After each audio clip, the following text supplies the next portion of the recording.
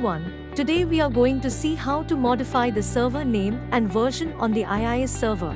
We are going to use proxy tool like burp suite to intercept the request. Let us go to the IIS server and check the URL of the website, open the web browser and capture the request within burp suite and analyze the corresponding response.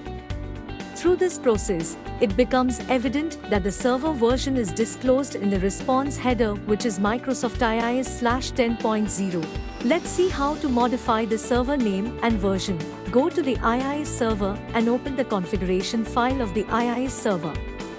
We have to add open angular bracket rewrite closing angular bracket open angular bracket outbound rules rewrite before cache is equal to true closing angular bracket open angular bracket rule name is equal to remove server header closing angular bracket open angular bracket match server variable is equal to response underscore server pattern is equal to dot plus slash closing angular bracket open angular bracket action type is equal to rewrite value is equal to Apache 2.4.0 slash closing angular bracket open angular bracket slash rule closing angular bracket open angular bracket slash outbound rules closing angular bracket open angular bracket slash rewrite closing angular bracket inside the system.webserver section in the configuration file of the IIS server, which is located at c/netpub/www.root/test/web.config.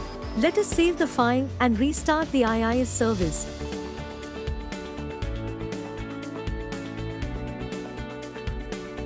Now we will send the same request from the burp suite and observe the response. As you can see, the server header has been successfully removed from the response headers. Thanks for watching and stay tuned for more cybersecurity related videos.